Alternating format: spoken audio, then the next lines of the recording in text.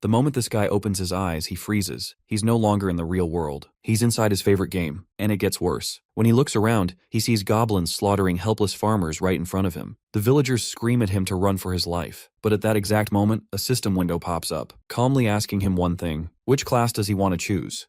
This forces Alan to make a strategic choice at his job selection screen. While most would choose a combat class, he selects the crafter. In the original game, this was considered a useless trap job given that the items created were usually weak. However, Alan realizes that in a reality where his past knowledge carries over, he can exploit a specific mechanic, the ability to create anything as long as he understands its physical structure. With Alan having spent his previous life studying modern technology and complex engineering, he isn't limited to medieval tools. He holds out his hands and uses his mana to craft a modern assault rifle, a weapon with power far beyond what a level 1 character should possess. The villagers are stunned to see a supposedly weak crafter wielding such a strange device. Our protagonist simply cocks the weapon and opens fire, riddling the goblins with bullets. In a world stuck in the Middle Ages, being able to manifest modern ballistics makes the crafter class a god-tier profession. To help the village defend itself, Alan crafts 2 more rifles and hands them to the locals. Although they are hesitant and fear hitting their allies, the young man explains that he has programmed a restriction into the weapons so they can only damage monsters. He even shoots one of the villagers in the chest to prove they are safe, much to the man's initial terror. As the villagers begin gunning down the remaining goblins,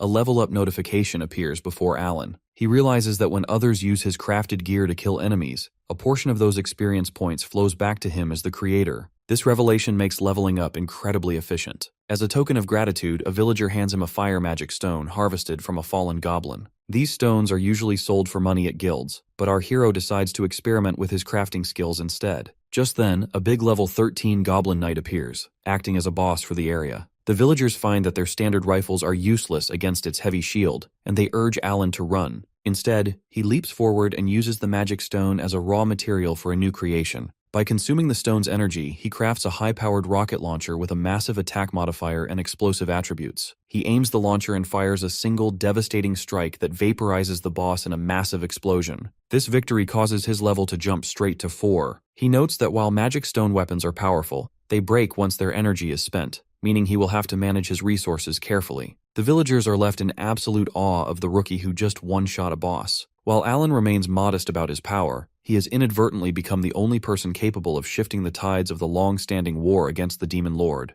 Though he doesn't fully grasp the scale of his impact yet, he is more determined than ever. This time, in this new life, he is certain he will be the first to reach the very top. The story continues as Alan finds himself in a rocky canyon facing a massive rock golem. Although he has already climbed to level 13, he realizes this level 20 beast is much larger than he anticipated. He attempts to handle the situation with his standard black assault rifle, but the results are disappointing. Since the golem is made of stone, the bullets merely chip away small fragments that the monster instantly repairs with green regenerative energy. Our protagonist observes that despite boosting his weapon's attack power to 175, physical strikes are simply not enough to overcome such overwhelming defensive and healing abilities. This challenge forces him to experiment with a new crafting technique. He decides to add a specialized attachment to his rifle, manifesting a metal slot designed to hold magical materials. By integrating a magic stone he previously harvested from a golem into this new slot, he aims to bypass the creature's natural armor. The process causes blue lightning to surge through the weapon, transforming its appearance into a patterned gray design. This modification successfully infuses his ammunition with a pierce effect,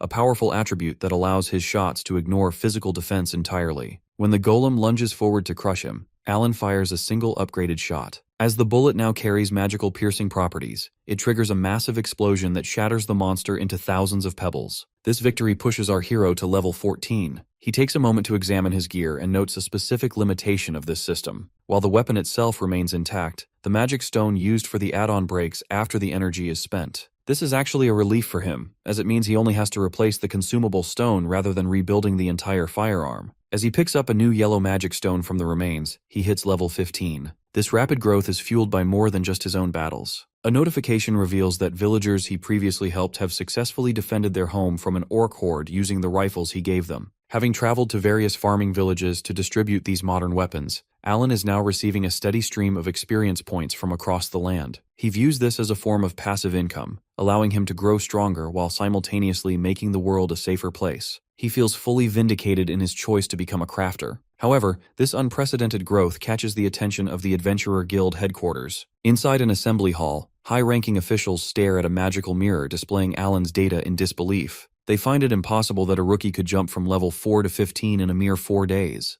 especially with a job class they consider to be trash. To investigate, a dark-haired man projects a recording of Alan's recent fight against the rock golem. The spectators are stunned to see a level 15 adventurer using strange technology to effortlessly destroy a high-defense monster. They conclude that while his level is low, his actual firepower is equivalent to a level 50 warrior. A stern man in glasses watches the footage with a sinister interest, suggesting that Alan might be the specific vessel the guild has been searching for. Unaware that he is being watched, our protagonist moves on to a desert region to test his limits against a level 27 sandworm boss. He reasons that while the creature has high health, its low defense makes it the perfect target for testing stacked modifiers. He crafts a new handgun with a massive base attack power and adds an option that further increases its strength. To ensure his safety, he also applies a freeze add-on using a magic stone. When the worm lunges, Alan fires a streak of bullets that instantly encases the giant beast in a pillar of ice. The frozen monster shatters into shards, confirming for Alan that his god-tier profession can even one-shot boss-class enemies with a simple handgun. As the sun sets, our hero heads into a nearby town to exchange his massive haul of magic stones for currency. He approaches the guild counter and presents a mountain of colored gems, which leaves the receptionist speechless. When he identifies himself as Alan, the woman's demeanor changes instantly. She frantically runs away from the counter, leaving him standing there in confusion. Suddenly, the room is swarmed by heavily armored guards in blue and silver plate mail. A silver-armored guard informs him that he is under suspicion and must be taken to headquarters immediately. Before Alan can even process the situation or defend himself,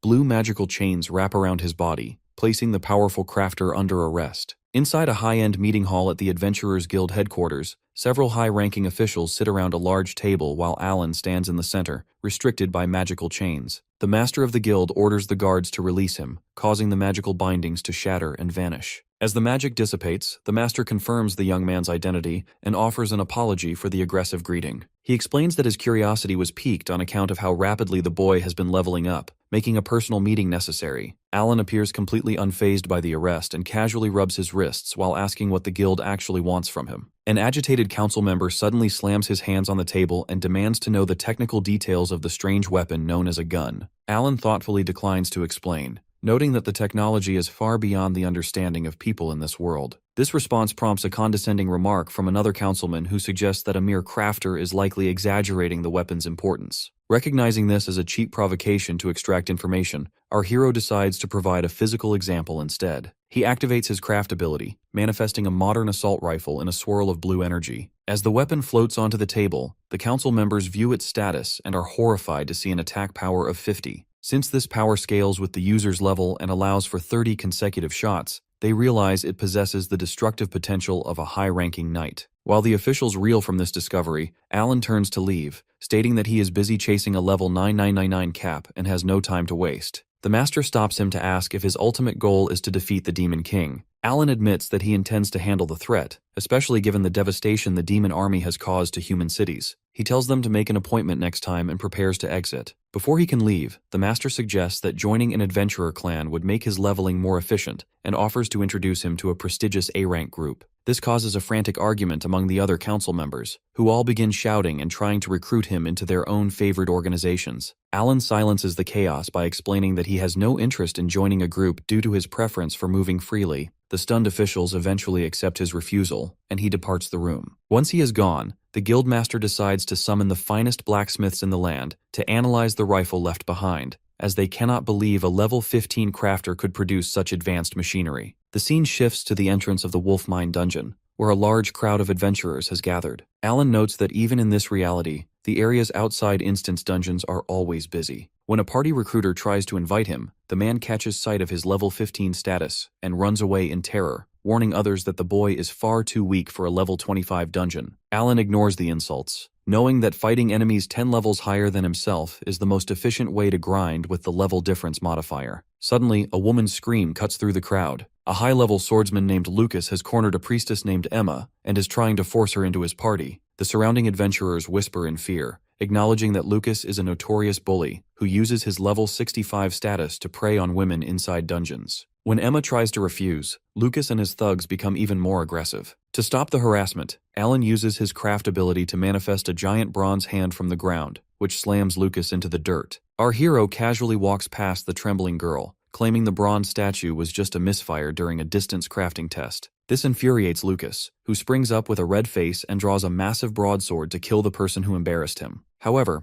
following his realization that Alan is only level 15, the swordsman decides that killing such a weak opponent would ruin his reputation and sheathes his weapon. As our protagonist tries to walk away with Emma, Lucas blocks their path to the dungeon. He proposes a time attack contest to see who can clear the dungeon faster, declaring that if he wins, he will beat Alan's face in and take Emma as his prize. Despite the girl's protest that the match is unfair, our hero sighs and accepts the challenge. He tells Lucas that he doesn't even care about a reward for winning, as defeating a small fry like him wouldn't amount to much anyway. This blunt insult leaves the swordsman paralyzed with rage, viewing Alan as an arrogant fool who doesn't understand the massive gap in their power. Later, at the Wolf Mine dungeon entrance, the atmosphere is tense on account of the massive level gap facing Alan. Emma gazes at Alan with deep concern since he is only level 15, while the recommended strength for this cavern is level 25. Our boy remains completely unfazed, explaining that he planned to hunt here from the very beginning. As they walk toward the blue portal, Lucas mockingly suggests that a solo player like Alan should recruit some scrubs to help him. Our protagonist pauses just long enough to deliver a stinging insult, pointing out that for a level 65, Lucas certainly seems unable to do anything without a flock of followers. This observation leaves the swordsman in a state of pure rage while the young crafter dismissively waves him off and continues toward the entrance. Emma is determined not to let Alan face the danger alone, so she sends a digital party invitation his way. Although he initially hovers his finger over the decline button with a tired expression, she desperately clings to his arm and pleads to accompany him. She feels responsible for the current situation and refuses to let him go solo. Recognizing her stubbornness, the guy sighs and finally accepts the request. As they prepare to enter, Lucas shouts a final malicious comment, revealing his dark intentions to cause trouble for Emma later.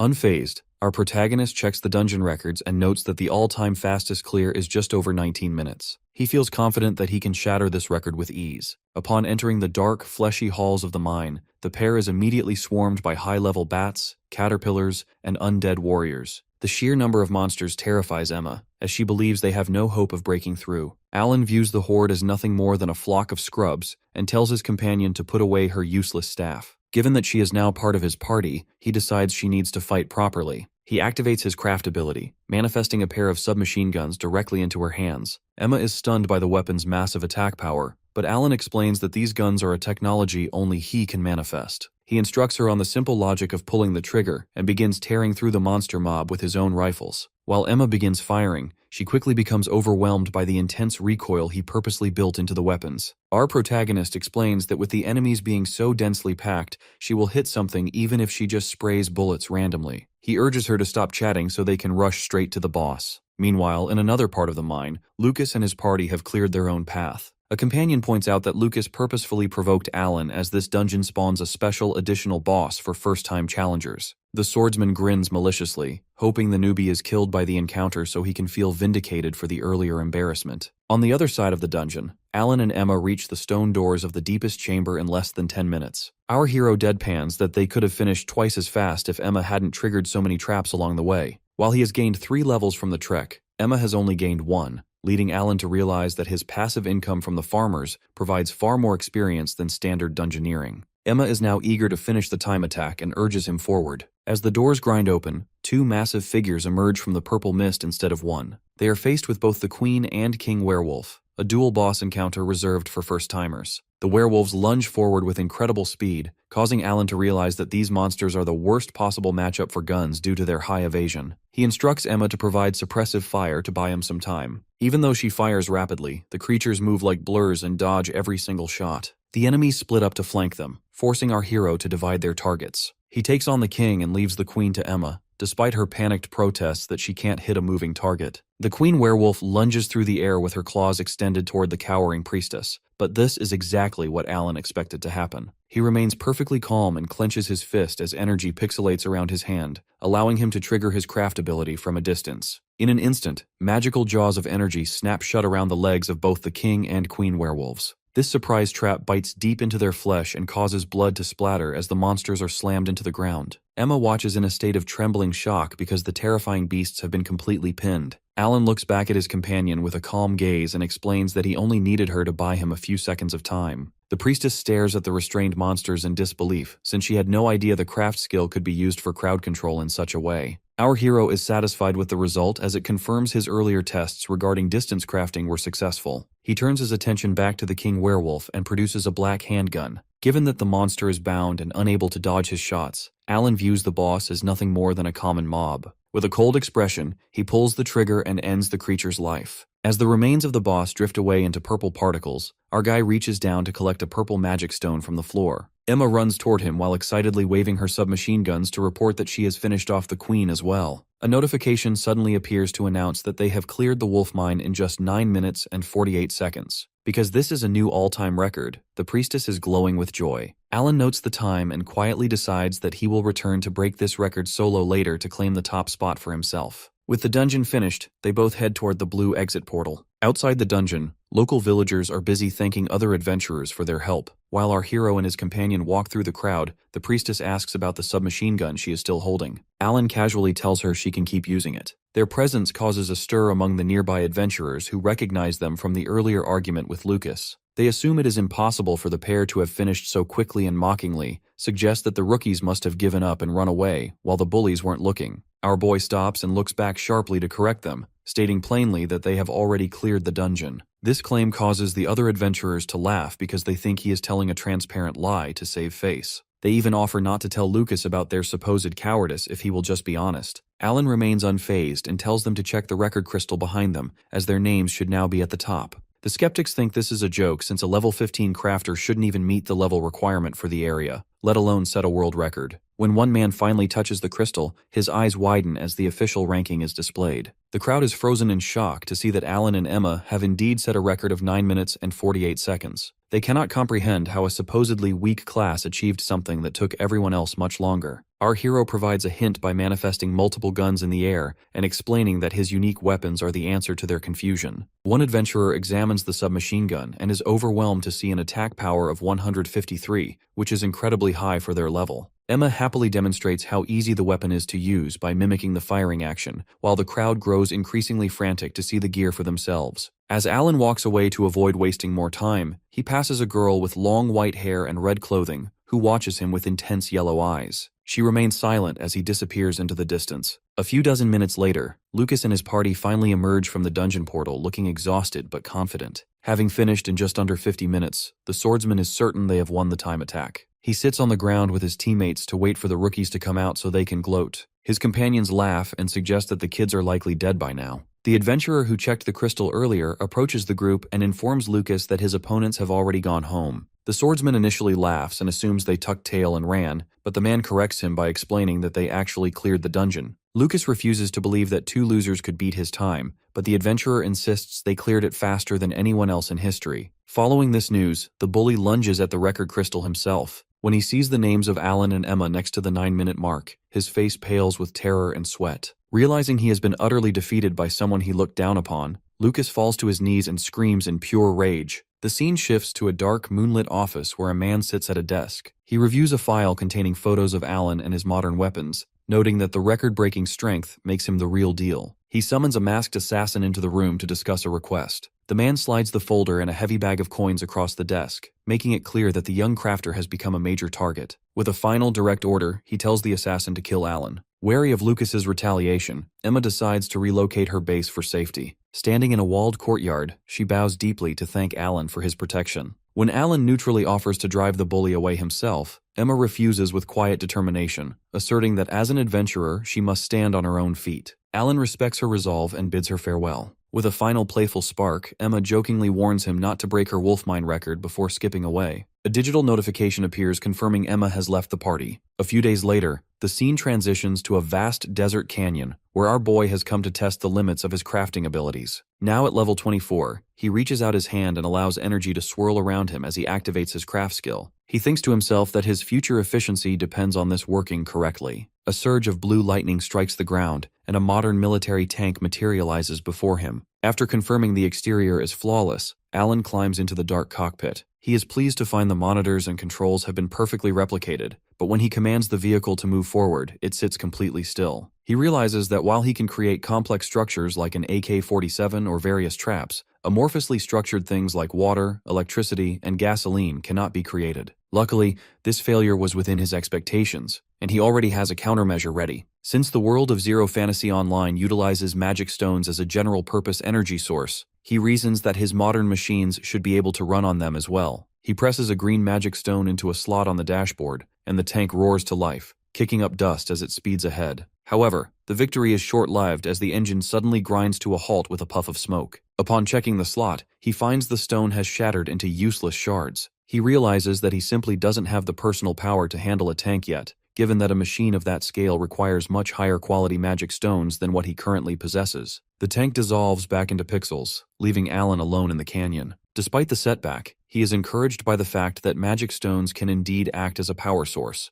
so he decides to try something smaller. He holds out his hand and crafts a voice recognition drone equipped with 4 rotors. The device whirs into the sky at his command, and while flying above the rocky cliffs, Alan monitors a live video feed on a tablet. He notes that the drone could even be used for combat if he equipped it with a gun. While reviewing the footage, he spots several silhouettes hiding behind the rocks nearby. Recognizing that he is being watched, he recalls the thugs from the wolf mine and senses a strong bloodlust coming from these new observers. As being watched leaves a bad taste in his mouth, Alan manifests a submachine gun with a drum magazine and begins running toward the hidden figures to ask about their business directly. High on a ledge, 5 cloaked assassins notice him approaching. They are level 65 veterans and assume a low-level player shouldn't be able to sense them due to their passive stealth skills. Their confidence is shattered when Alan suddenly appears right behind them. The group jumps back in shock, and the leader, a gray-haired man in a purple mask, orders his team to kill the boy since they have been spotted. One assassin expresses concern about the speed of Alan's weapon, but the boss dismisses the threat. He mistakenly believes that Alan's guns cannot damage humans based on previous observations, and he reminds his team that their target is only in his level 20s. Our hero looks at them with a cold gaze and tells the leader that he has it backward before calling him an idiot. The assassins surround Alan at the edge of the canyon,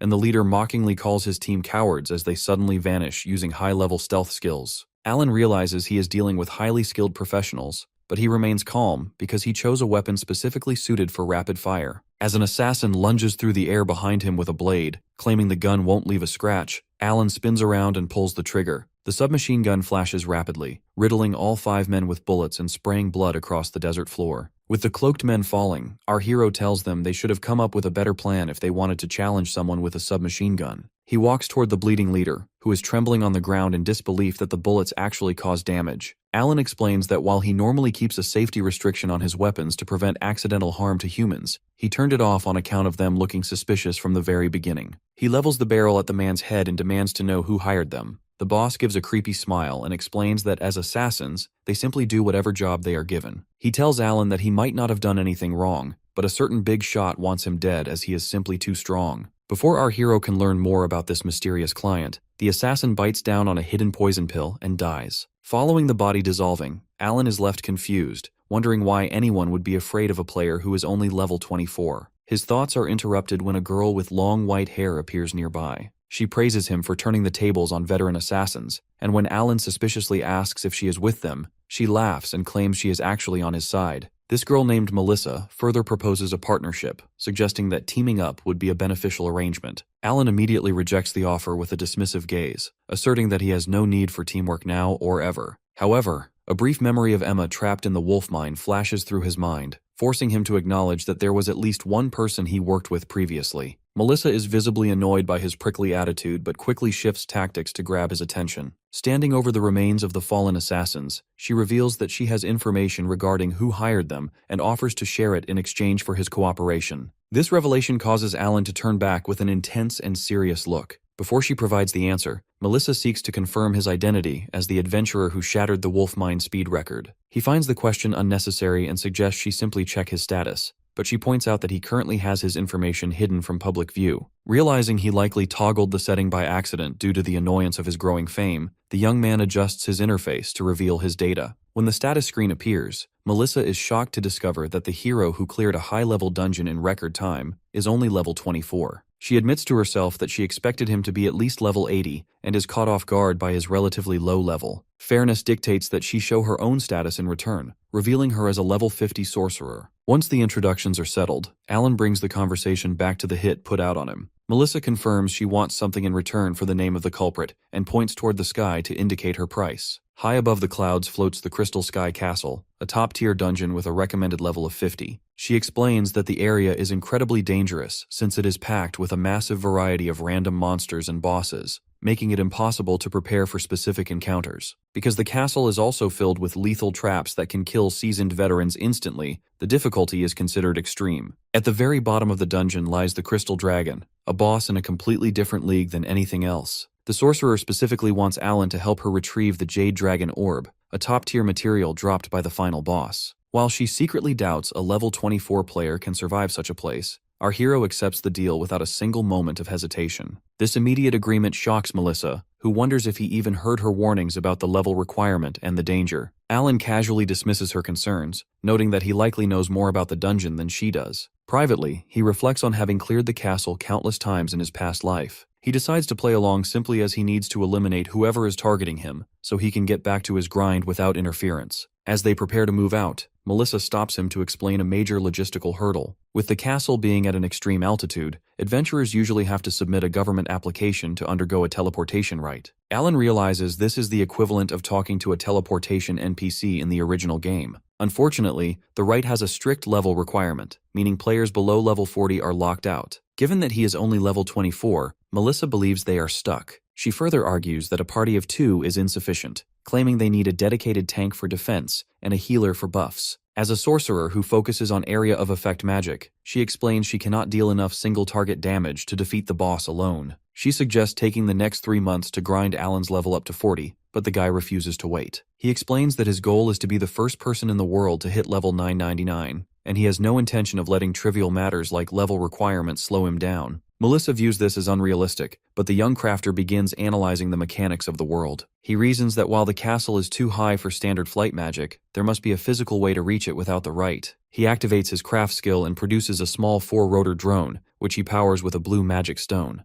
Melissa watches in confusion while the device whirs to life and obeys his commands. The drone ascends through the clouds and successfully reaches the outer walls of the castle, proving that there are no magical barriers preventing a physical approach. While Melissa is excited and suggests they build a giant version of the drone to carry a full party of adventurers, Alan rejects the idea. He explains that a larger drone would have terrible fuel efficiency and would likely crash. He further stuns her by stating that they don't need any more party members and that he could likely clear the dungeon solo. To solve the transportation issue, he reveals that he isn't going to use magic stones as a power source. Instead, he plans to utilize a completely different energy source. This leaves the sorcerer looking over her shoulder in total confusion. Alan needs her to understand his plan, so he clarifies that the energy source for their journey is actually Melissa herself. She is understandably shocked by the revelation, but he reminds her that a sorcerer can manipulate various attributes like fire and wind. He intends to use those skills as fuel. He activates his craft skill in a surge of blue digital particles to create a solution. A big wicker basket and a pile of white fabric materialize on the ground, which he identifies as a hot air balloon. To get things moving, he tells Melissa to climb into the basket and use her wind magic to inflate the fabric. She focuses her power and sends a spiral of green wind magic upward, successfully filling the balloon. Next, Alan explains that they need to heat the air inside to create lift. He suggests she use a spell called Flame Hand since it consumes the least amount of mana. Once she coats her arms in orange flames, the air inside the balloon heats up and the basket suddenly lifts off the ground. Melissa is terrified by the sudden ascent, but Alan calmly explains that they are floating due to the difference in air density. He warns her that she must keep the fire going until they reach the dungeon, as the air cooling would cause them to fall to their deaths. Although she worries about wasting her mana before the actual fighting begins, he reassures her that he will handle any enemies they encounter. This display of ingenuity causes Melissa to look at him with growing curiosity. Despite his low level, she begins to believe that they might actually be able to clear this top-tier dungeon together. The pair successfully arrives at the stone gates of the Crystal Sky Castle. Melissa is exhausted and shaking from the effort of powering their flight, but Alan congratulates her on a job well done. As they enter the hallway, they notice several other adventurer parties are already inside. Our hero notes that this is an open dungeon, meaning they are in a race against others. Another group finishing first would force them out, so he decides they should ignore the weaker monsters and rush toward the goal. While they run through the castle, Melissa tries to explain the layout of the 3 floors. She is stunned when Alan reveals he already knows they need to collect 3 crystals from the lower floor to advance. He playfully refuses to explain how he knows this information, reminding her of her own earlier secretive behavior. Their progress is suddenly halted when they round a corner and find a crowd of adventurers blocked by a level 45 Abyss Minotaur. Melissa suggests they find a different floor to avoid the confrontation, but Alan refuses to waste time on longer routes. Alan walks past the stalling adventurers and tells them to step aside if they aren't going to fight. The other warriors mock him after seeing his low level, jokingly inviting the rookie to take on the boss himself. While Melissa frantically warns him that her mana hasn't recovered enough to help, our hero remains unfazed. He produces a magic stone harvested from a sandworm and activates his craft skill. A launcher materializes in his arms, boasting a staggering attack power of over 30,000 with its bonuses included. As the Minotaur roars and prepares to strike, Alan pulls the trigger with a cold expression. A massive explosion engulfs the boss, vaporizing it instantly. The surrounding adventurers are left speechless by the one-shot kill as a notification confirms the boss has been defeated. This victory pushes our hero to level 25. While the others struggle to process what they just witnessed, Alan calmly collects the yellow crystal reward, along with a new magic stone from the monster's remains. He immediately sprints forward to the next area, leaving a stunned Melissa to wonder if the crafter job is actually a dud class at all. They eventually reach a ledge overlooking a dark pit known as the Path of the Abyss. The crowd of adventurers is stuck here due to the floor appearing cut off. Our protagonist explains that the path isn't gone but is actually just transparent. To prove the danger, he watches as a man steps forward and falls into the darkness. Alan notes that while the standard strategy involves using a staff to feel for the floor, doing so would just cause the other parties to follow and crowd them. Melissa suggests he simply build a bridge, but the young man points out that if skills were allowed, people would have just used flight magic. He asks her to try casting a spell, and she realizes that magic and skills are completely restricted in this specific area. This means Alan cannot use his craft ability either, but he maintains a confident look as he prepares to reveal another solution. He stands ready to proceed, with only 2 crystals left to find before they can reach the middle floors. Although the dungeon's magic restriction prevents him from using his craft ability directly, he realizes he can still pull items from his inventory that he prepared earlier. He manifests a blue digital device with multiple lenses, which naturally spikes Melissa's curiosity. Alan explains that these are night vision goggles he created using a magic stone from an evil bat. Detecting infrared light, these goggles allow him to see the thermal signature of the hidden path that is otherwise invisible to the naked eye. This revelation shocks Melissa, who recalls a moment during their hot air balloon ride where the protagonist was focused on crafting while she was simply enjoying the view. She begins to realize that her partner has a level of insight into the dungeon's mechanics that shouldn't be possible for a rookie. Once the goggles are on, the world transforms into a green, translucent maze in Alan's vision, showing him exactly where the floor is. To save time and ensure they don't fall, he suddenly scoops Melissa up into a princess carry. While she panics at the sudden physical contact, he tells her to stay quiet so she doesn't bite her tongue. He then sprints directly into the empty air, running across the invisible path at high speed. The other adventurers on the platform can only watch in total disbelief as a low-level player seemingly flies across the abyss. Melissa begs him to slow down, but Alan remains perfectly calm until they land safely on solid ground on the other side. They soon reach a fork in the hallway where the path splits. Our protagonist notes that while both ways eventually lead to a crystal, it is better to stay together to ensure Melissa's safety. He admits that if she dies, he loses his only source of information regarding the assassins who are targeting him. This logic prompts them to move toward the path of condemnation, a narrow bridge guarded by giant blood-stained scythes that swing back and forth. With the magic restriction lifted in this area, Alan produces a rifle and fires several high-powered shots, shattering the traps into pieces. Melissa is relieved to see that her own magic is also available again, and they rush forward to the Room of Precipices. Standing before an impossibly high wall, the pair finds that the surface is covered in a purple, slippery slime that makes climbing impossible. Melissa suggests using the balloon again, but Alan explains that such a large device would be overkill for this specific hurdle. Instead, he activates his craft skill to manifest a vertical metal platform equipped with railings and a control panel. He introduces this as an elevator, a concept entirely foreign to Melissa. By pressing a single button, the platform carries them straight to the top, where they successfully claim the second crystal. The search for the final crystal leads them to the Room of the Poison Swamp,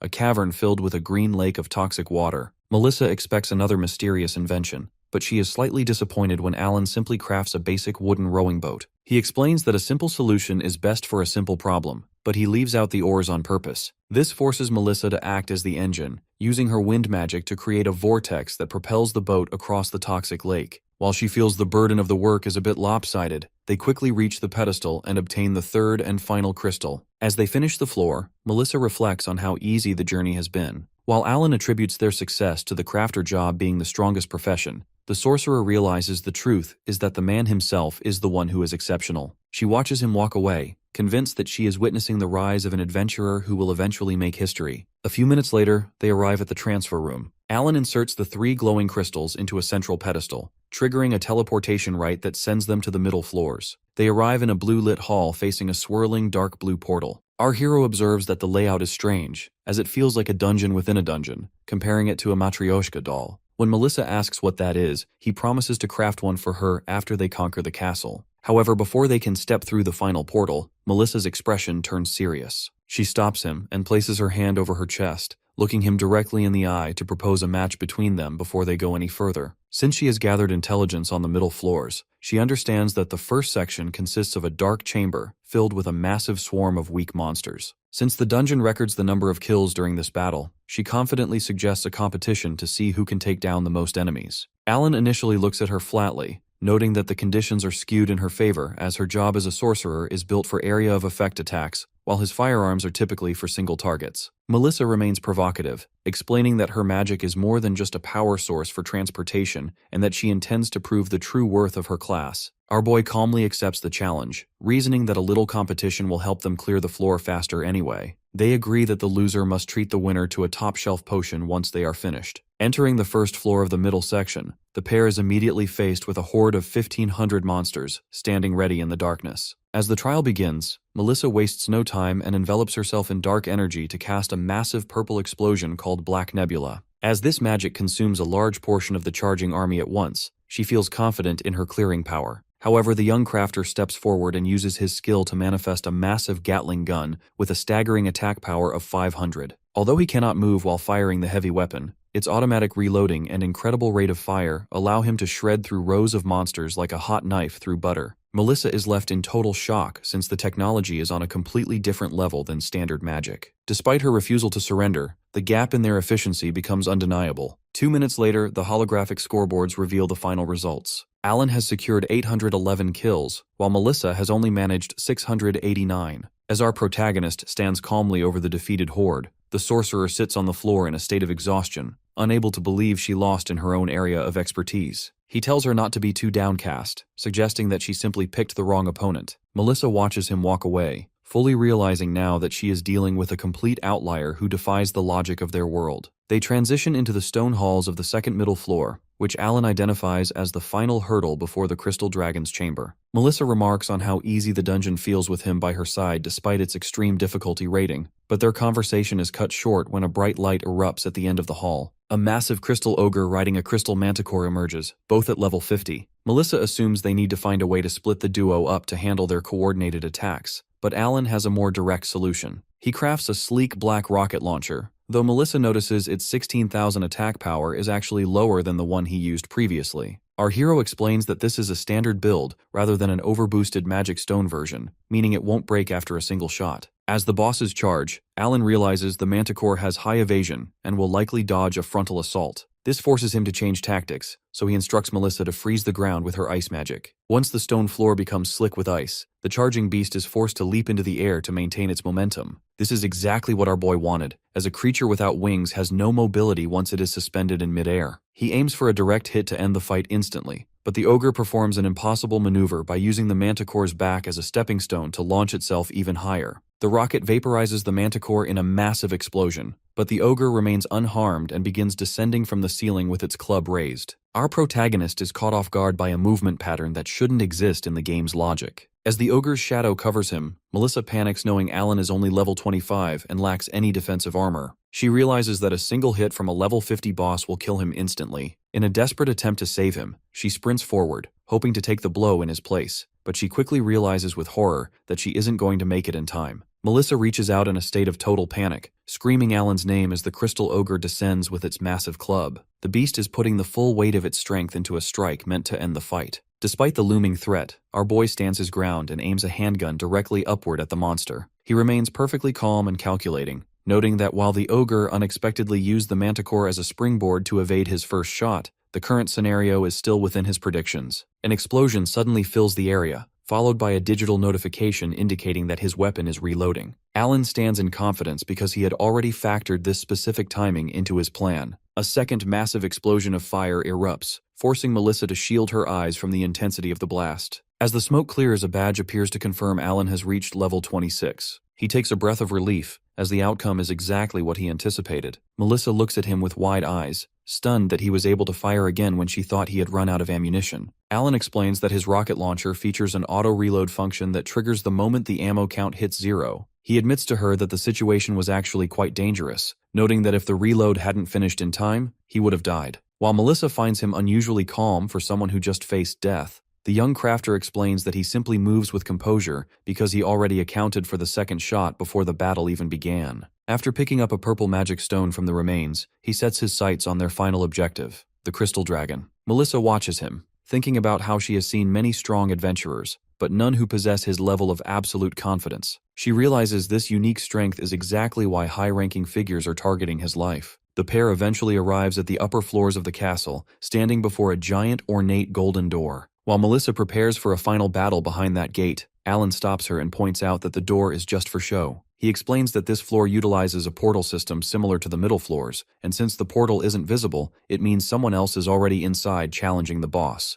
This news stresses Melissa out, as she fears they will have to start over if another party clears the dungeon first. Our hero tells her that panicking is useless and suggests they sit down to formulate a strategy while they wait. He warns her that the Crystal Dragon is an epic-class monster, which is a grade even higher than a standard boss. These creatures possess unique traits, and in the dragon's case, it has a damage cap that negates any power exceeding a certain limit. This makes Alan's overwhelming firepower less effective, forcing them to rely on a specific plan. He instructs Melissa to focus on wiping out the endless waves of minor enemies that will spawn, while he handles the boss and its instant kill attack. Suddenly, the blue portal on the wall activates, signaling that the previous party's battle is over. Alan deduces that the other adventurers were likely annihilated, as escaping the boss room is impossible once the fight begins. Although Melissa is nervous about the prospect of facing an enemy that just wiped out a skilled team, our boy reassures her that they will win if they stick to the strategy. As they step through the portal together, he reminds himself that he cannot afford to die until he becomes the first person to reach the level cap.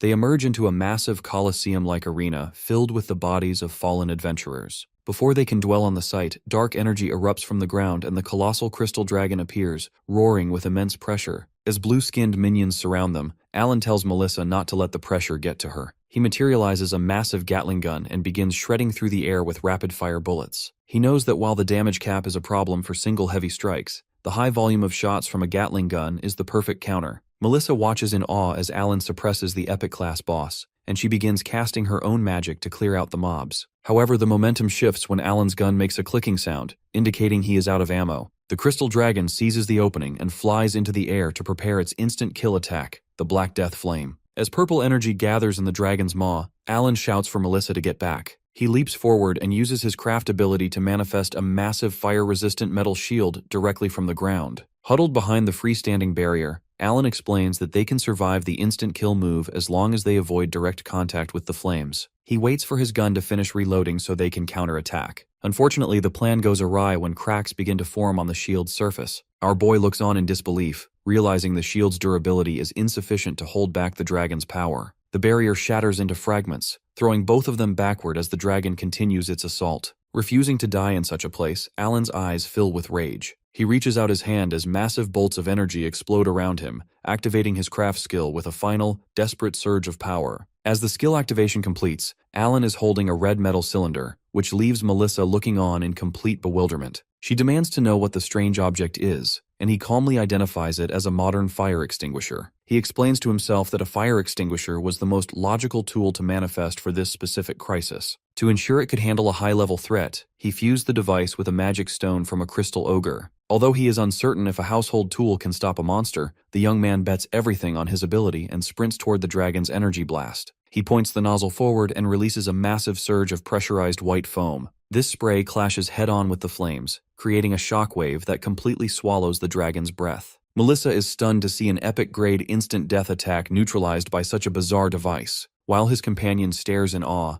Alan casually tosses the extinguisher aside and explains that it isn't a weapon, but simply a tool for its intended purpose. Now that the immediate danger has passed, our protagonist grabs the reloaded heavy Gatling gun again and declares it is time for a counterattack. He pulls the trigger, unleashing a rapid barrage of bullets that causes the dragon's health to drop rapidly. Seeing the strategy is working, Melissa runs forward to join him. He shouts for her to ignore the smaller monsters so they can focus all their power on the boss. Melissa coordinates her magic with his gunfire, causing the crystal dragon's health bar to hit 0, and the beast to shatter into particles. A system notification confirms the dragon has been slain, rewarding our boy with a jump to level 27 and Melissa to level 51. As the arena falls quiet, Melissa notices that Alan seems remarkably unfazed despite the close call they just had. The young man dismisses the comment, stating that winning is the only thing that matters before picking up a new magic stone from the floor. When Melissa asks about the Jade Dragon Orb, he points to a stone treasure chest that appeared after the boss died. He explains the mechanics of dungeon rewards and watches as Melissa opens the chest to find a red, pulsating heart-shaped artifact. Just as the sorcerer reaches for the prize,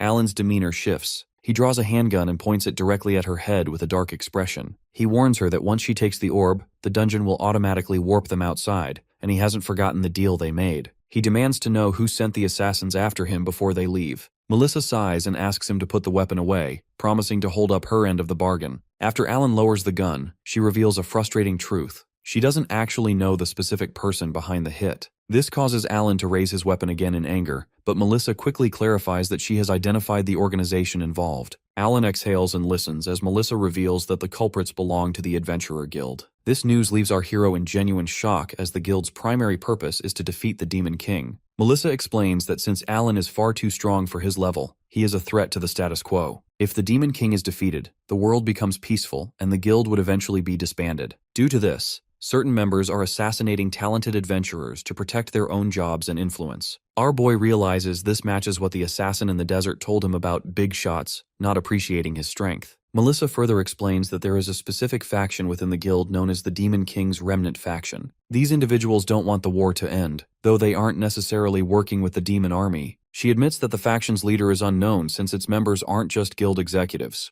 The group could include anyone from weapon merchants to tavern owners who profit from the continued existence of adventurers. Alan finds the scope of the conspiracy frustrating, but he remains determined. He tells Melissa that he won't allow anyone to interfere with his goal of reaching the level cap. He then asks her how other targeted prospects are handling these assassination attempts, prompting Melissa to awkwardly defend her own status as a promising adventurer before preparing to explain their defensive measures. Later, a surge of magical energy envelops every adventurer inside the Sky Castle, forcibly teleporting them back to the ground. This sudden displacement leaves the crowd in a state of utter confusion as they realize someone has successfully conquered the dungeon. Their shock turns to disbelief when an announcement board materializes in the clear sky, publicly declaring that the party of Alan and Melissa has defeated the boss. While the name Melissa is instantly recognized as belonging to a top-tier sorcerer, the onlookers are baffled by the presence of a second name, since they find it hard to believe a duo could clear an area designed for large, high-level groups. Luckily, the pair appears in front of the crowd. As they walk toward the nearby town, Melissa questions how Alan intends to descend from such a height, since he does not meet the level requirement for the official teleportation ritual. He remains unfazed, suggesting he will simply craft a parachute to handle the drop. Before they can depart, they are swarmed by a mob of high-level adventurers who have gathered to celebrate the clear. These veterans are stunned to see that a two-person team managed to reach the upper floors, and they quickly crown Melissa as a celebrity. Melissa initially tries to bask in the glory, but she soon points directly at Alan to explain that he is the one who actually carried the team. However, when the crowd views his status and sees he is only a level 27 crafter, they react with mockery and skepticism. They view the crafter class as a trash job and find it impossible that a low-level rookie could contribute to such a feat. Seeing all these high-ranking eyes on him, Alan realizes this is a perfect chance to promote his weapons, yet he quickly decides against it. Since standing out too much would draw more unwanted attention from the Demon King's remnants and make his leveling harder, he chooses to downplay his involvement. He tells the crowd a calculated lie, claiming Melissa defeated the dragon alone while he was merely there to handle minor gimmicks. Melissa is surprised by this sudden humility, but she eventually realizes he is deliberately giving her the credit to protect himself. She accepts the praise of the crowd, even though she feels flustered by the realization that she was effectively just tagging along for the ride. Once they reach the royal capital, the two prepare to part ways. Melissa intends to go to the guild to exchange magic stones, but Alan decides to head straight to an inn. He plans to keep his stones as raw materials for his next series of inventions. Their farewell is somewhat blunt, which offends Melissa's pride. She admits that she feels it is unfair to have received the item she wanted while only giving Alan vague information about his enemies. As she hates feeling like she owes him a favor, she vows to use her connections to investigate the Demon King's remnants as thoroughly as possible. She warns him to stay safe and expresses a desire to hunt together again, jokingly promising to carry him next time. Our hero walks away into the sunlight, while Melissa watch him go, reflecting on the fact that even she finds it hard to believe she was just carried by a level 27 crafter. Unfortunately, the peace of the capital is short-lived. Melissa's sharp instincts suddenly detect a surge of bloodlust coming from the shadows. A masked assassin hidden on a rooftop draws back a bow and releases an arrow aimed directly at Alan's back. Melissa screams a warning just as the projectile streaks through the busy street. Since our guy has spent his life honing his reflexes, he performs a quick, calculated dodge. The assassin is stunned by this display of agility and quickly vanishes into the rooftops before Melissa can give chase. This close call makes it clear that the guild's shadow faction is getting desperate enough to attack inside the city walls. Alan realizes that at this rate, he will be unable to walk around or hunt without being constantly harassed. This realization forces him to reconsider a method Melissa mentioned for dealing with persistent threats. Although he initially finds the idea of paying for protection expensive and annoying, he acknowledges that he needs a more permanent solution. He tells Melissa that he will handle things his own way, but recognizes that they are now officially party members. As he continues through the streets alone, Alan reflects on his past life. In the original game, he was a solitary player who viewed companions as dead weight that slowed down his efficiency. However, after his experiences with Emma and now Melissa, he begins to think that having allies might not be so bad after all. He quickly brushes the thought aside, as his primary focus remains the assassins. The next morning, his search for a solution leads him to a grand entrance under a red and gold banner. Despite his preference for solo play, the interference from the Demon King's remnants has finally pushed him to seek out the one place he never thought he would visit, the Clan Association. The story shifts back to one day ago, specifically the moments immediately following the defeat of the Crystal Dragon inside the Sky Castle. While standing in the hallway, Melissa brings up the urgent need for countermeasures against the assassins targeting Alan. She suggests that the most efficient way for him to secure protection is to join an adventurer clan. Although our boy is already familiar with what clans are, he questions how joining a herd of players would actually help stop professional killers. Melissa explains using the logic of the animal kingdom, noting that there is safety in numbers, as predators are less likely to attack a large group. She recommends a high-ranking, large-scale organization since major clans typically have strong ties to influential people. This catches the attention of the boy, as he recalls the guild executives mentioning their own preferred clans during his previous meeting. Since joining a group would allow him to both secure his safety and gather intelligence on his enemies, he decides to follow her advice. Back in the present day, Alan arrives at the bustling Clan Association Hall. As he looks around at the various booths, he wonders how to find a group that fits his specific needs. His presence doesn't go unnoticed, as nearby bystanders begin whispering about his reputation. Even though he is only level 27, he has become famous among the general public for smashing the Wolf Mine record and clearing the Sky Castle with Melissa. Our hero ignores the attention and focuses on the different reception desks. He notes that every clan has a specific type, such as Conquest for clearing dungeons, or others focused on defense, social, subjugation, and gathering. There are also general types that handle a bit of everything. While Conquest and Subjugation appear to be the most popular, Alan remains indifferent to what others prefer. His search is interrupted when a man with spiky hair named Max approaches and identifies himself as the leader of the Gaziels, a B-rank Conquest clan, and asks the young crafter to lend them his strength. Before Alan can respond, a blonde man from a B-rank general clan called the Tigers cuts in, arguing that a versatile group would offer a better experience. The two leaders quickly devolve into a heated argument over who gets to recruit him. This spectacle draws a crowd of recruiters who begin shoving each other to get close to the rumored genius. Even though some onlookers are skeptical of his low level, others believe he must possess a powerful secret. A red-haired woman even tries to entice him with alluring experiences, while others brag about their high ranks or large memberships. The chaos forces Alan to step back and demand silence. He thanks them for the invitations but firmly states that he is only interested in joining a defense clan that is A rank or higher. This specific requirement shocks the crowd as defense clans are known for their strict nature. Our protagonist has a logical reason for this choice, since defense groups have direct connections with government officials and lords, making them the perfect source for gathering intel on the Shadow faction. Furthermore, he plans to use the guise of defense missions to distribute his modern weapons to various cities for more passive experience. He warns the recruiters that if they don't meet these conditions, he has no interest in negotiating. Most of the recruiters immediately lose interest and walk away, leaving Alan worried that he might have been too demanding. Luckily, a man in plate armor named Flynn approaches him. Flynn reveals that he is the master of the Holy Guardian, an A-rank defense clan. Alan is genuinely impressed when he sees that Flynn is level 378, a height rarely reached even in the original game. Flynn looks at him seriously and warns him that their discipline is strict and offers no special treatment. Recalling Melissa's advice that a trial membership would be a good way to test the waters and boost his reputation, Alan agrees to join on a temporary basis. Flynn finds this acceptable and sends a formal invitation through the digital interface. Our boy hits the accept button, officially joining the Holy Guardian. Flynn leads his new recruit to the clan's headquarters, which is a grand white mansion located in the capital. Once inside a quiet office, the leader begins explaining the operational rules of a defense-type clan. He confirms that their main duty is to intercept the Demon King's army at various settlements. However, Alan is disappointed to learn that they strictly operate in three-person parties composed of members with similar levels. This frustrates him, as being tied to a party of low-level players would significantly slow down his progress toward the level cap. Flynn further explains that Alan's current duties will be limited to patrolling the city until his level increases. This situation puts Alan in a difficult spot. Simple patrols offer no experience points, and walking the streets would leave him vulnerable to the same assassins who tried to kill him the day before. He realizes he cannot work under these restrictive conditions, but simply quitting won't solve the problem of the Shadow faction. He concludes that he must participate in high-level defense missions to stay safe and continue his growth. To solve this,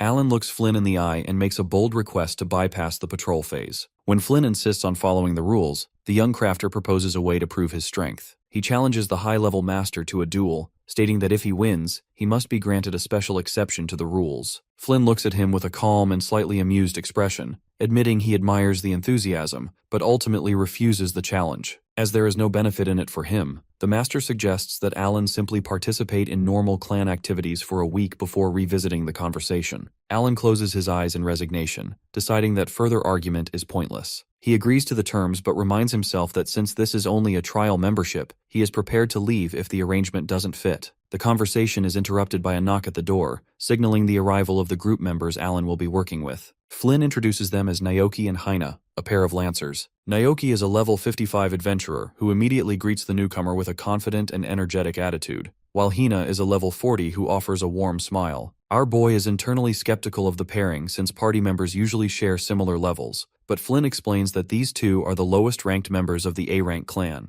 Naoki gets a closer look at Alan and mockingly questions if the rookie will be okay, noting that he looks incredibly weak. Hina tries to pull her partner back by his ear to apologize for the rudeness, but the tension only grows when the Lancers see Alan's status. Upon realizing he is only a level 27 crafter, Naoki dismisses the profession as a terrible job. Luckily, Hina recognizes the name and asks if he is the same Alan who cleared the Crystal Sky Castle with Melissa the day before. Naoki is stunned by the claim, but Flynn simply laughs and admits that the feat is quite impressive. When our hero asks if the master was also unaware of his identity, Flynn explains that he had only caught a glimpse of the commotion at the clan association and decided to recruit him based on the sheer amount of attention he was receiving. Hina is thrilled at the prospect of partnering with someone famous, but Naoki remains defensive. He tries to downplay the achievement by suggesting Alan simply leached off Melissa's celebrity status. Flynn encourages the trio to go out for a hunt immediately so they can get a handle on each other's abilities. Naoki bumps into Alan and arrogantly tells the newbie that now is his only chance to admit he is weak. Our protagonist finds the constant posturing annoying and decides the fastest way through the situation is to simply flatter the senior. He raises his hands in a submissive gesture and lies, claiming that Melissa totally dominated the dungeon while he did nothing.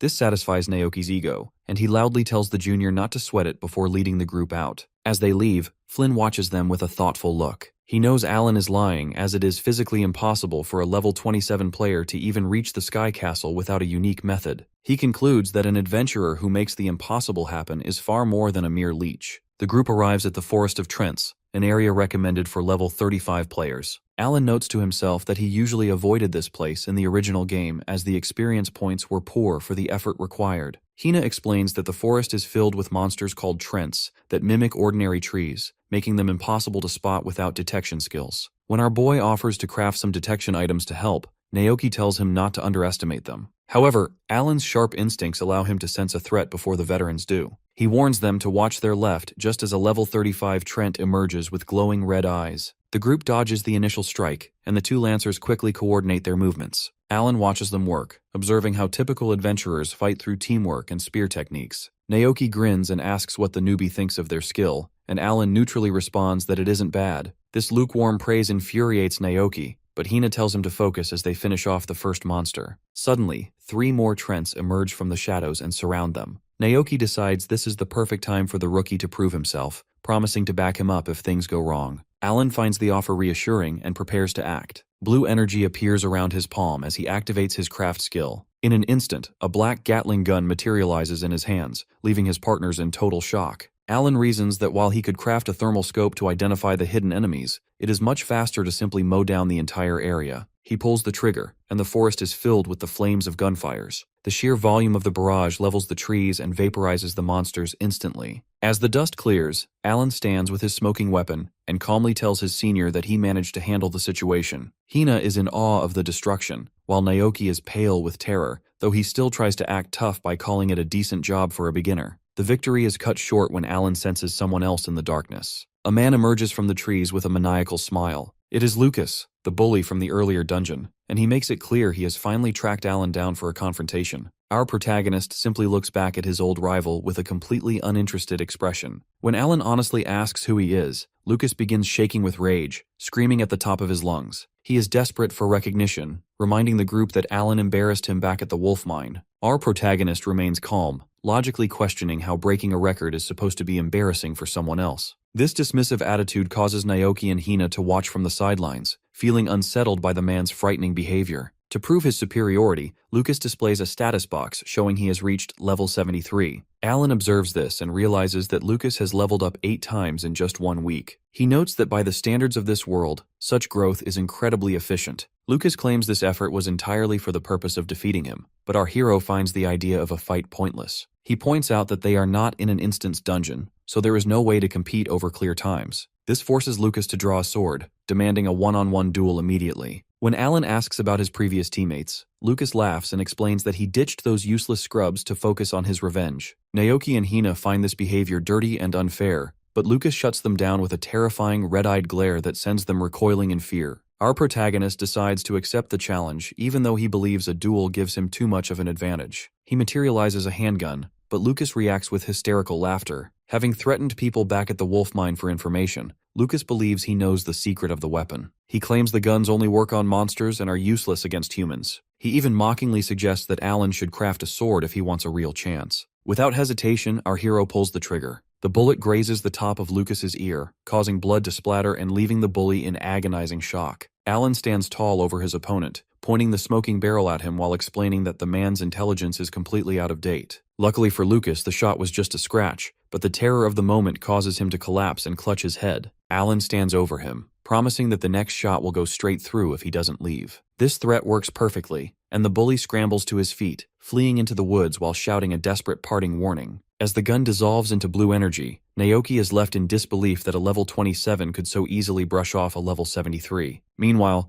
Hina watches Alan with sparkling eyes and a deep blush, finding him incredibly cool. This shift in her attention leaves Naoki feeling shocked and jealous. The party eventually begins moving deeper into the forest to find the Treant King. Hina skips along beside Alan, praising him for being so reliable and proving that crafters can be strong depending on the user. Alan notes that the job has many quirks but fits his personality perfectly. When he asks Hina why she chose to be a lancer, she begins to fidget and blush. This interaction causes Naoki to sweat with jealousy, fearing that the newcomer is going to steal his childhood friend away. To prevent further bonding, Naoki lunges between them and demands that Hina focus on the surroundings. He then grabs Alan and marches him away into the trees for a private meeting, leaving a confused Hina sitting on the ground. Once they are alone, Naoki reveals that the strategy meeting was just an excuse. He suddenly drops to his knees and bows his head to the ground, begging Alan to stay away from Hina. He confesses that he has deep romantic feelings for her, and that Alan's impressive performance is making it hard for him to stand out. Our boy lets out a long sigh of exhaustion, finding the drama to be a major pain. Since he has no interest in romance, he decides it is more efficient to help the two get together quickly so he can get back to his grind.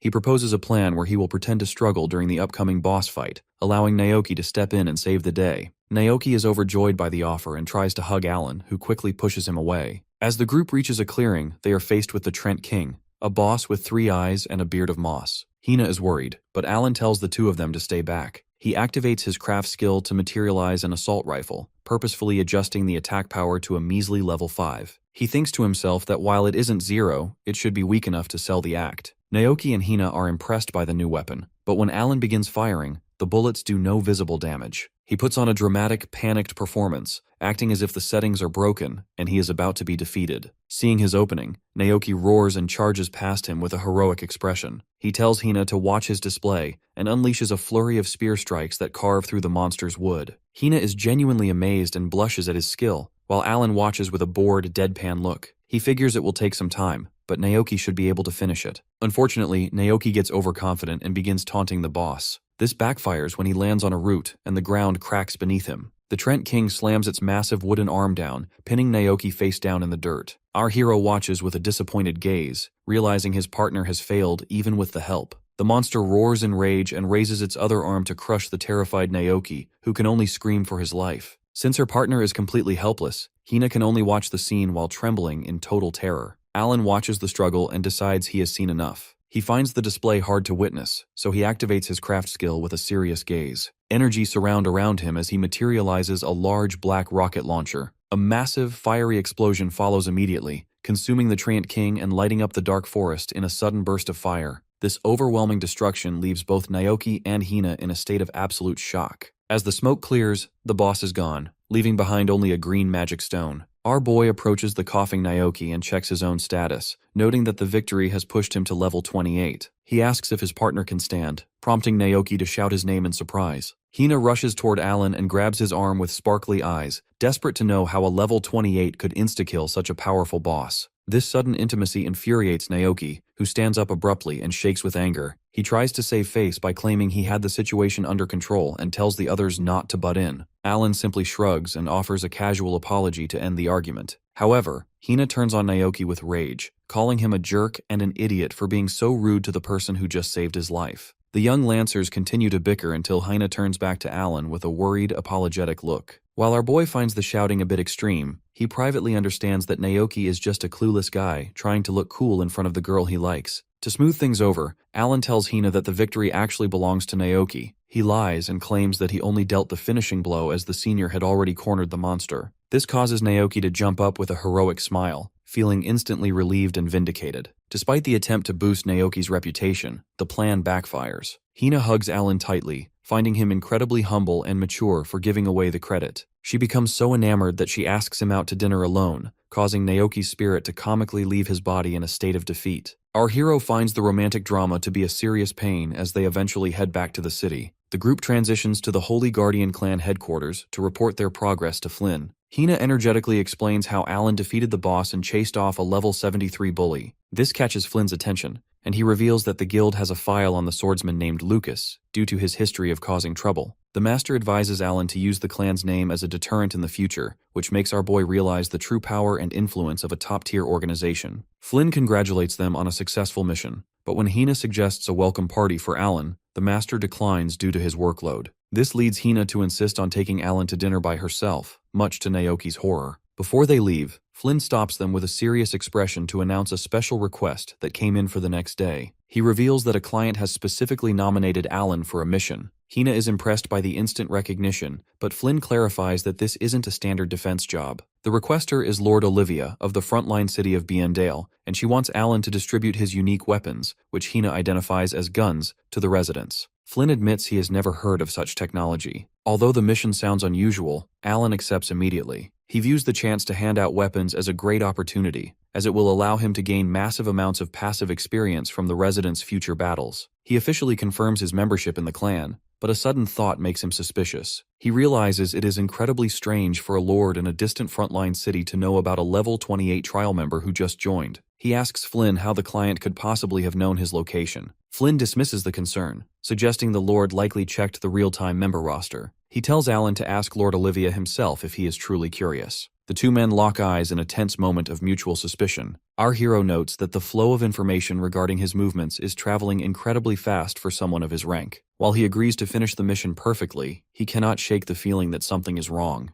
As the trio walks through the capital at sunset, Alan reflects on the timing of the nomination. He begins to wonder if Flynn himself might be a secret member of the Shadow faction working to interfere with his progress. The story continues at the walled city of Biendale, which is serving as the setting for the next stage of the journey. Alan and team are teleported onto a stone walkway, where the two companions react with excitement at their arrival. As they stand near the battlements, the group decides to head inside immediately to begin their mission. However, once they enter the wide streets, our boy notices a troubling lack of foot traffic and realizes that all the shops are closed. This sense of unease grows as he spots several armored soldiers slumped against walls in a state of total exhaustion. The gravity of the situation becomes clear when a soldier on a high wall suddenly shouts a frantic warning for the group to look behind them. A massive level 55 giant lizard crawls out on the ground, shocking Hina since a boss-class monster has managed to infiltrate the city streets. As the creature lunges forward with snapping jaws, Alan leaps high into the air to avoid the strike. While suspended mid-air, he activates his craft ability, causing energy to appear around him.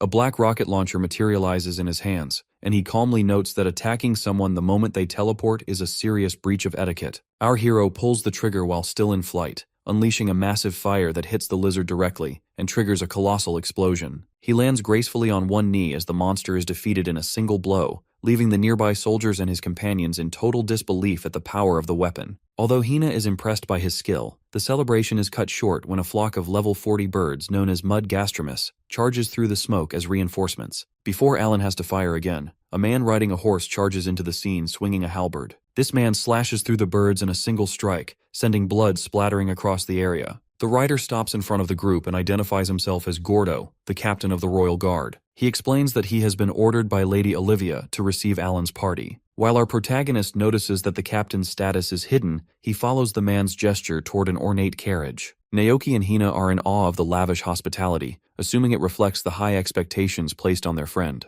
Gordo confirms this sentiment, explaining that the city's finances are on the brink of collapse given the prolonged war. He reveals that Lady Olivia is pinning her hopes on the modern weapons Alan can create to break the current stalemate. As our boy walks toward the carriage, he resolves to meet these expectations while privately wondering where the shadow faction targeting him might be lurking. The scene transitions to the Adventurers Guild headquarters, where a high-ranking executive named Zynid sits. He is reviewing a file containing a photograph of the 5 dead assassins, accompanied by reports detailing how Alan counterattacked and defeated them in the wasteland. The documents also confirm that the target has joined the Holy Guardian clan and is currently being tracked on his way to Biendale. Zynid looks up with a stern gaze, noting that Biendale is unfortunately too far away for their surveillance to reach. He recognizes that Alan is the one and only person capable of creating the unknown weapon known as a gun, and he decides he must act immediately before the young crafter becomes a permanent obstacle. The office doors open to admit a man in a yellow suit followed by a girl in blue overalls. Zynid greets the newcomer as Hiroshi, the #1 crafter in the kingdom, who holds an impressive level of 175. While Hiroshi is a legend,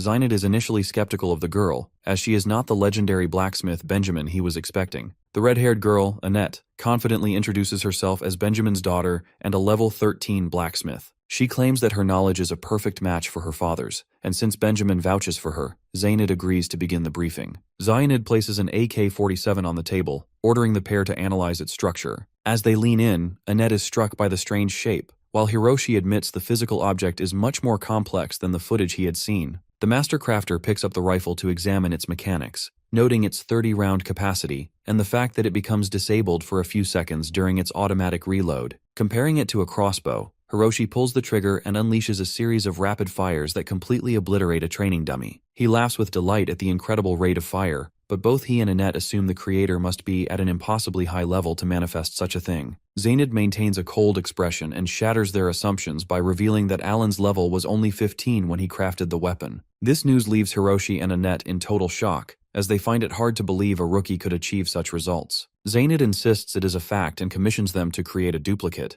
explaining that even an inferior version would be useful as long as they understand the structure. Because the base power of a crafted weapon is influenced by the creator's level, Annette realizes that if Hiroshi makes a copy, the attack power will be over 10 times greater than Alan's original. Hiroshi breaks into a sinister grin, finding the effort worthwhile. With the analysis underway, Zynid reveals his ultimate plan to organize a dedicated crafter army to produce these guns, while coldly declaring that he will simply have Alan killed. Inside the Gothic stone manor of the frontline city, Alan and his teammates are ushered into a grand audience chamber to meet the local authority. A woman named Olivia sits upon the throne. She introduces herself as the Lord of Biendale and welcomes the group for traveling so far to assist her. While Hina is visibly nervous and whispers to our protagonist about using formal language, Alan maintains his usual casual attitude. Luckily, the Lord is generous and simply laughs off his lack of etiquette, allowing the young crafter to get straight to business. He asks where he should begin the distribution process, but Olivia pauses to request a demonstration first. She explains that as the leader of this territory, she needs to verify the safety and performance of these strange devices before they are handed to her people. Understood.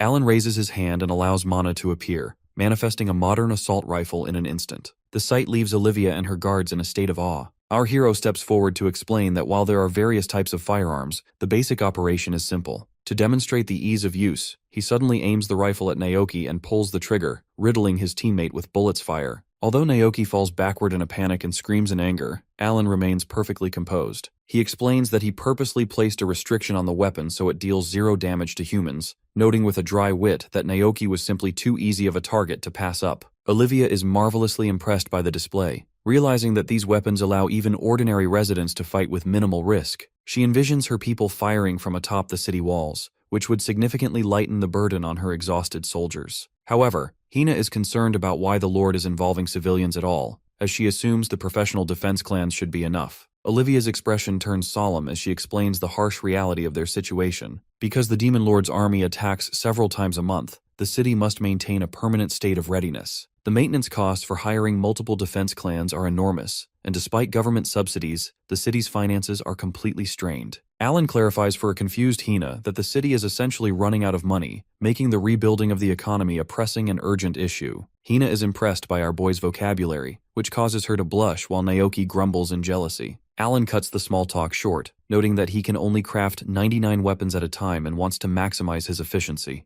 Olivia directs them to a distribution point in the central plaza and receives the rifle Alan used for the demo as a personal gift. As the group is led away by a guard, Olivia and her captain Gordo stay behind to discuss the situation. They find it impossible to believe that a level 28 could produce gear with such high performance, leading them to suspect Alan has a secret trick. Olivia reflects on the guild executive's recent interest in the boy, noting that his base attack power is inexplicably high for someone without any gear or accessories. She looks out with a serious gaze, wondering if Alan might actually be the specific vessel destined to defeat the Demon Lord. The scene transitions to the central plaza, where residents are busy gathering around crates of black rifles and rocket launchers. While some are worried about their ability to use such advanced technology, the high stats on the gear give them a sense of hope. Meanwhile, the trio takes a break at a local tavern. Even while eating pizza, Alan's hand glows with blue mana as he continues to craft weapons in the background, a display of multitasking that Naoki finds incredible. Hina leans in to ask why he doesn't wear any accessories, pointing out that his firepower would grow even further if he boosted his base stats. Alan's current status shows an attack power of only 56, which makes Hina realize that his strength is already so high that gear seems unnecessary to him. Naoki is jealous of this indifference, but our hero corrects them. He explains that while he doesn't care about attack boosts, he is actually interested in defensive accessories that nullify poison, paralysis, or other status ailments. He reminds himself that unlike the game, dying here is permanent, so he needs to prioritize survival gear soon. This moment of reflection is suddenly shattered by a violent rumble that shakes the entire building. A soldier bursts through the tavern door in a state of pure panic, announcing that the Demon Lord's army has launched a fresh attack. While his teammates look on in shock, Alan remains calm, ready to see his weapons put to the ultimate test. Outside the towering walls of Biendale, a massive enemy horde stretches across the valley. High above on the battlements, Alan prepares a crowd of armed residents for battle, much to the confusion of a rival adventuring party nearby. A woman in a witch hat and a man in a brown vest mock the scene, assuming our boy and his teammates are low-level rookies. The young crafter ignores the insults to focus on training a resident to use a rocket launcher, explaining the simple mechanics of aiming and firing. While his partners cheer, the witch woman's condescending smile vanishes when she realizes they are actually members of the elite Holy Guardian clan. Despite this, the large man remains dismissive, labeling Alan and his friends as mere bottom feeders of a major organization. The witch woman continues her assessment and notes that the level 28 crafter is the one who truly bothers her. She finds it hard to believe a low-level player could be significant. Meanwhile, our protagonist surveys the staggering number of enemies below. He observes that the monsters are around level 50, making them a formidable threat for a standard defense. Luckily, the local captain in silver plate armor takes command and orders everyone to prepare for ranged attacks. As the residents line up their rocket launchers, the witch woman and a nearby archer prepare their own traditional magic and arrows. The captain yells at the top of his lungs to give the firing command. With Alan distributing high-powered weaponry, the resulting volley creates a series of massive muzzle flashes. A chain of colossal explosions rips through the opponent army at the base of the wall, instantly vaporizing half of the enemy forces. As smoke drifts across the battlements, Naoki and Hina cough in the haze, stunned by the sheer destructive power. This massive kill count triggers a level-up notification for our hero, pushing him from level 28 to 30. The captain stands at the edge of the wall in total shock, realizing that half the army was wiped out in a single moment. An excited resident approaches Alan to ask if they can use the weapons again, and our boy points out that the gear has already reloaded. He encourages them to give the monsters another taste of their power. The residents fire a second time, blowing away the remaining enemies with ease. They celebrate the fact that they no longer have to fear the Demon King's remnant, as long as they have these tools. The rival adventurers are left speechless by the carnage. The captain clenches his teeth in a cold sweat, acknowledging that while he knew the weapons were strong, their clearing power when used by a group is beyond anything he imagined. Our protagonist turns to the captain and notes that while the initial waves are gone, a few escapees are still closing in. He asks for new orders, prompting the captain to tell the residents to fall back so the professional soldiers can handle the stragglers. The archers fire a volley of arrows, but the witch woman and her team sit against the ramparts looking defeated, realizing there is no work left for them to do. The captain raises his fist and declares a historic triumph with 0 casualties. While the townspeople crowd around Alan to thank him for ending the fight so quickly, Hina notices that Alan looks unhappy. He admits that he actually missed out on a rare chance to level up. Hina is confused since he just gained 2 levels, but he explains that given the number of enemies, he should have gained at least 10 levels if not for the level cap. Hina then remembers the beginner trial at the royal capital. Since the system prevents adventurers from exceeding level 30 without passing this official test, all that potential experience was effectively wasted. Our boy looks down at the magic stones on the battlefield, regretting that such a massive opportunity for experience won't likely happen again soon. His thoughts are interrupted when Lord Olivia approaches and claps her hands to congratulate him. While the large man from the other clan ogles the lord, the witch woman scolds him for being an idiot. Olivia speaks with her captain, admitting she was shocked to find the battle was over before she even arrived to watch. She notices that the weapons used by the residents are different from the one she received, and Alan clarifies that he specialized these for area of effect damage to suit the defensive situation. Olivia is highly satisfied and makes a bold announcement. As the residents can now defend themselves, she is terminating the contracts of every other defense clan except for the Holy Guardian. Furthermore, she decides to triple the Holy Guardian's fee as a usage payment for the weapons. This causes Hina and Naoki to celebrate, but the large man from the rival clan begs her to reconsider, claiming his small group won't survive without the work. Olivia looks at him with a dark, menacing aura and coldly asks if his survival has anything to do with her town. She explains that since the high maintenance costs were bleeding the city dry, it is only natural to cut ties with unnecessary groups. The residents join in, yelling at the departing adventurers and calling them useless tax thieves. The large man looks in shame, though Olivia offers a small apology by covering their teleportation costs. As the rival group leaves, the large man glares back with intense hatred. Hina and Naoki feel a bit guilty about stealing the jobs of fellow professionals, but Olivia reassures them. She points out that while the other clans lost money, Alan has brought peace and smiles back to a town that was struggling to survive. She encourages him to keep delivering these smiles to every town fighting the war. While the companions respond enthusiastically, the large man from the other clan is sweating with rage. He realizes that if Alan spreads these weapons to other cities, his entire industry will collapse. Our guy begins walking along the battlements, eager to finish the distribution so he can return to the capital for his trial. Suddenly, the large man runs up behind him and asks to get a closer look at a weapon. Before our boy can react, the man kicks him in the back with all his might, sending him flying off the towering wall. Olivia watches in horror as the young crafter disappears over the edge. The man looks down and laughs maniacally, certain that the fall will kill the protagonist and prevent the weapons from ever circulating further.